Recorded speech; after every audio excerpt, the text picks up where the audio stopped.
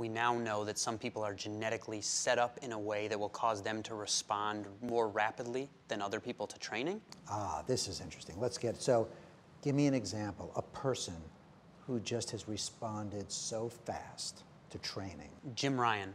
Jim Ryan is the greatest, one of the greatest mile runners of all time. ESPN picked him a couple years ago as the greatest high school American athlete of all time, ahead of LeBron James and Tiger Woods.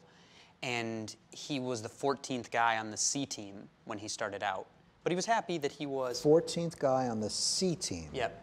Which is pretty demoralizing in some ways, but you said he was happy? He was happy to be a part of the group. And he ran a mile time trial and he ran 5:38. But then it was like every week almost he got better and better and better. So he went from being the 14th guy on the C team at the starting of the season to just about 2-3 months later being the top guy on the varsity, and they won the state championship. So what was it about him? Did they figure out genetically what it was about him, since he really didn't train very long to get to the top? His genes were never tested, but we sort of know the principle now. And in your book, I learned that there's something called fast twitch muscle fibers and slow twitch muscle fibers.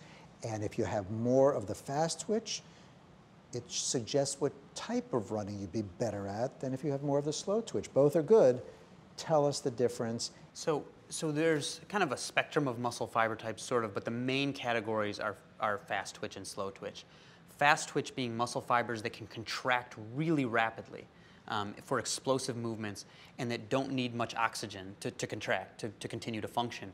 Slow twitch fibers don't contract nearly as rapidly, so are not nearly as useful for things like sprinting or jumping. One of the reasons why we don't see someone who can win the 100 meters and the marathon, other than obviously the training is different, is if you're going to win the marathon, you're going to need a lot of slow twitch muscle fibers. So Frank Shorter, who was the last American man to win the Olympic gold medal in the marathon, he was biopsied, a little piece of muscle tissue taken from his leg, and he was over 80% slow twitch muscle fibers in his leg, which is what you might expect. And I'm sure Usain Bolt is on the other end of the spectrum with these fast twitch muscle fibers. And even though we can't see it, this is something as important as, say, height to what is the right sport for you.